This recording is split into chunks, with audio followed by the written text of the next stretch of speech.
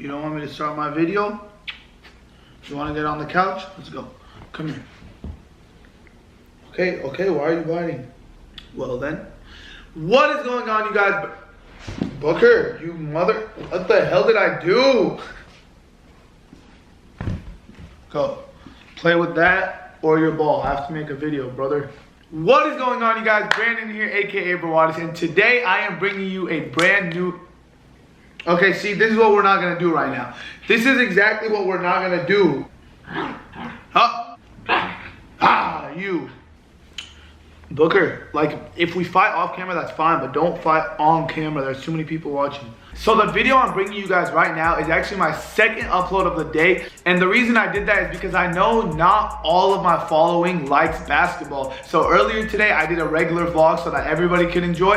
And then this second upload is only for the basketball fans. So I'm trying my best to please both audiences. So first we got the vlog, and now we got the NBA mock draft. In today's video, I'm going to be doing the top 10 picks. But what I want to say about this video is that these are not expert predictions. Like everybody knows, the NBA draft is one of the most unpredictable night in sports. And so my top 10 picks could be completely wrong. Who knows? This is just my opinion, my mock draft. Brandon, aka Brawadis, who do you think is going to be the top 10 picks? So with all that being said, let's get started.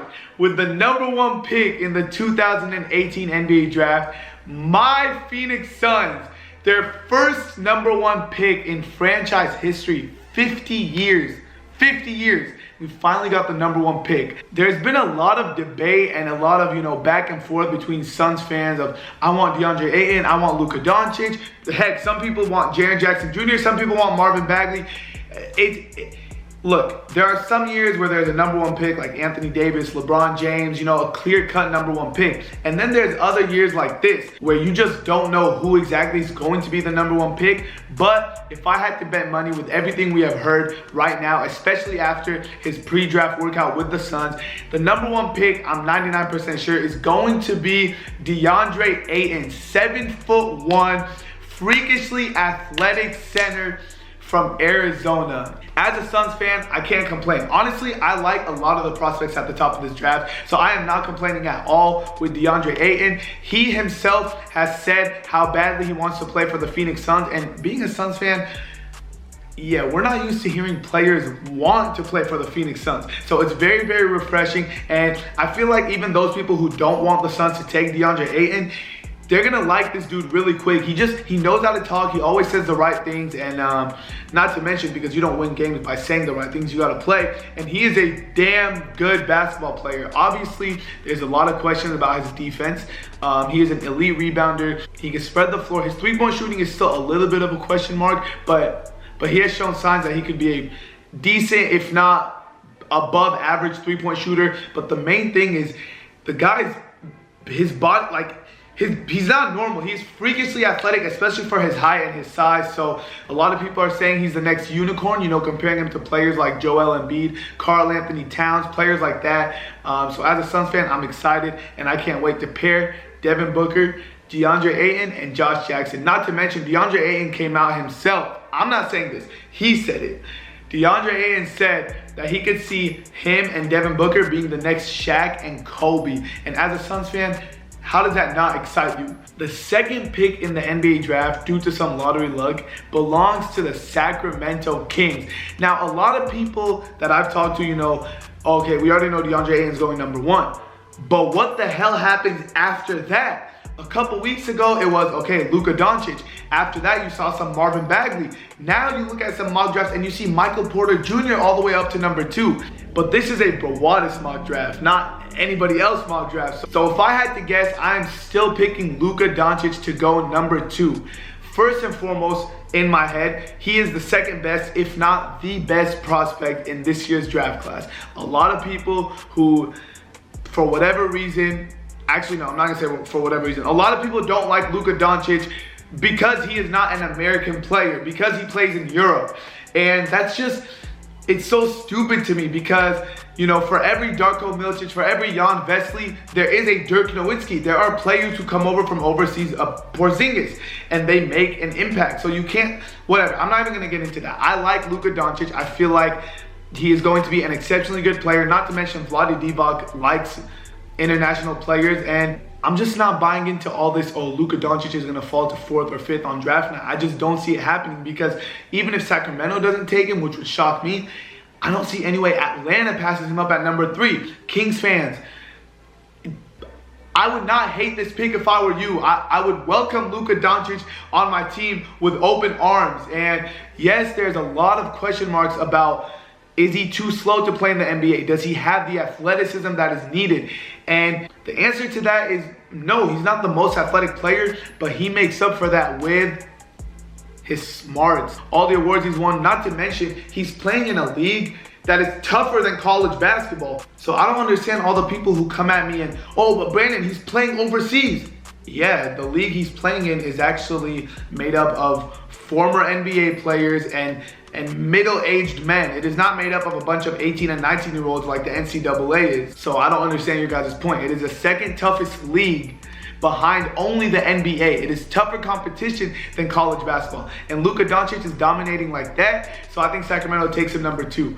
Now we go over to number 3, the 3rd pick in this year's draft, the Atlanta Hawks. They have some nice pieces in Taurean Prince, John Collins, and I think they add to that. I think at number 3, they surprise a few people, and they're gonna go with Jaren Jackson Jr., Triple J from Michigan State. A lot of people don't know about this guy. A lot of people would not like this pick because if you just look at his stats, they are not eye-popping. Jaren Jackson Jr. does not have amazing or elite stats in college, but the NBA draft isn't all about what you saw in college. It is about long-term potential.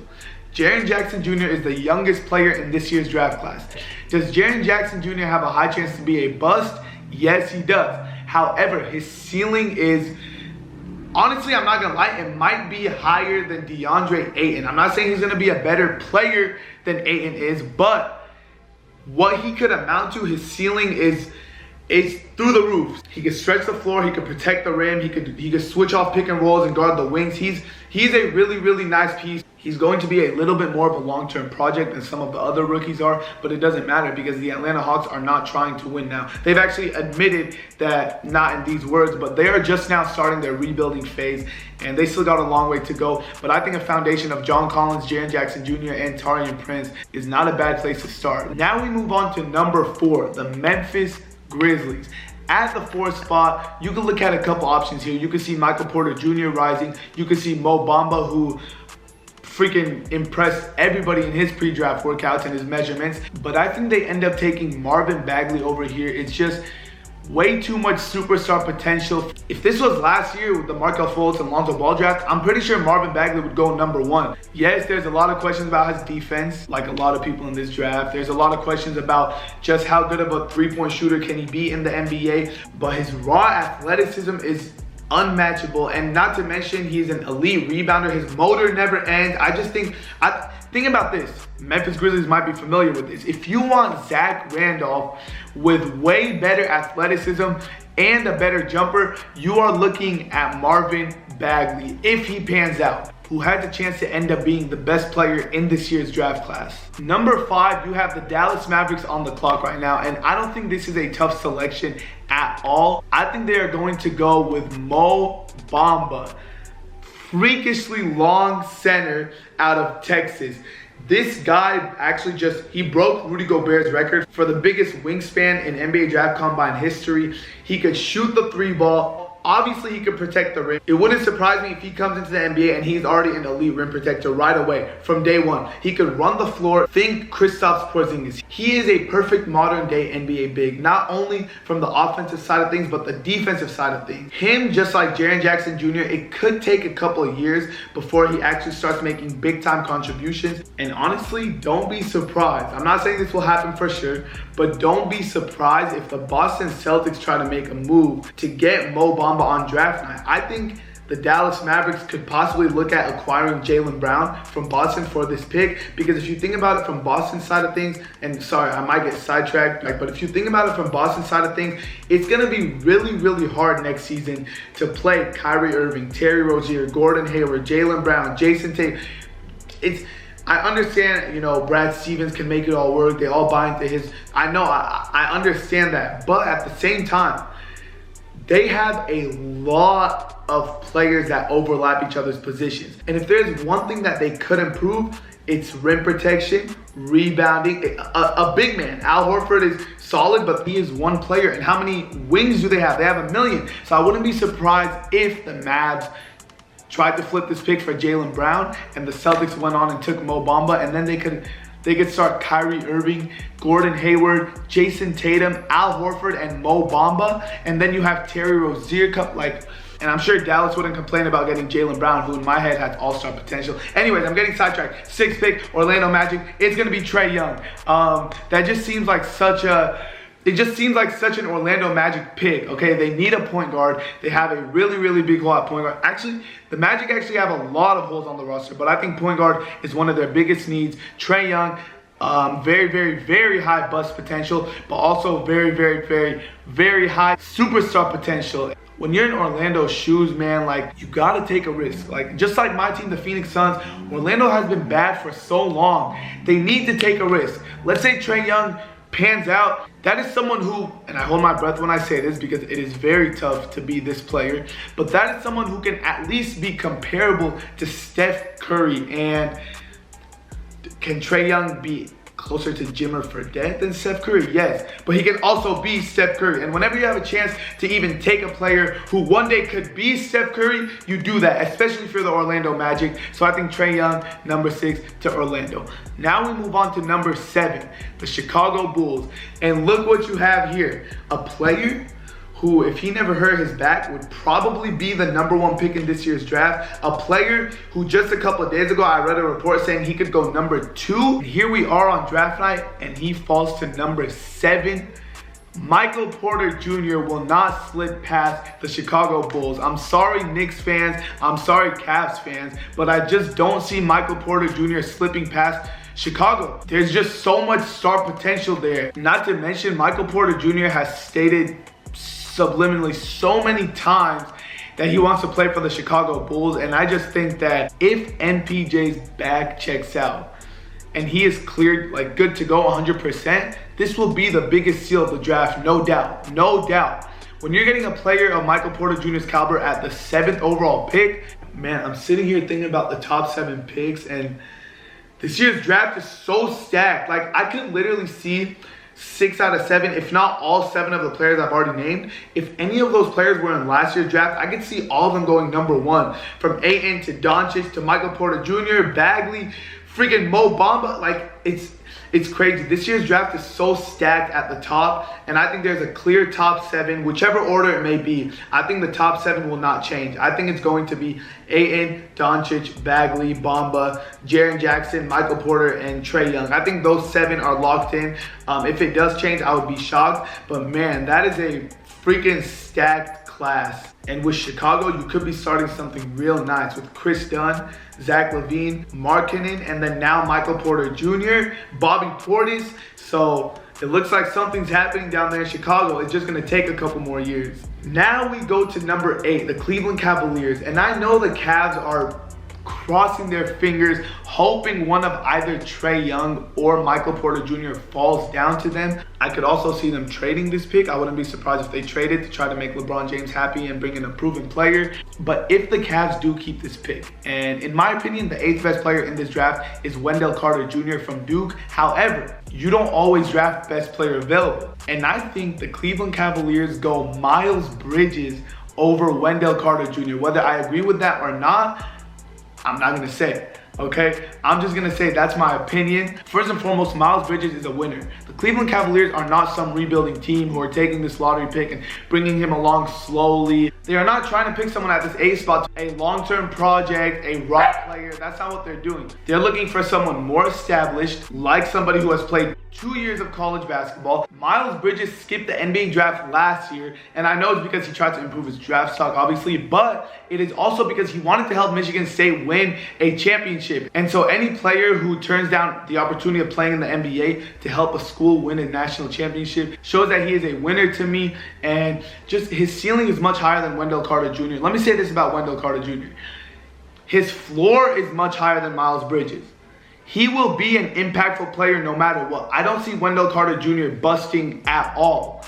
But at the same time, it'll be hard for me to see Wendell Carter Jr. ever becoming an all-star. I think he'll be a very solid player, a really good starter in today's league. But the Cavs are not looking for that, especially in case LeBron James leaves. You need someone who has all-star potential, and I think Myles Bridges has that. Now we go to number 9, the New York Knicks.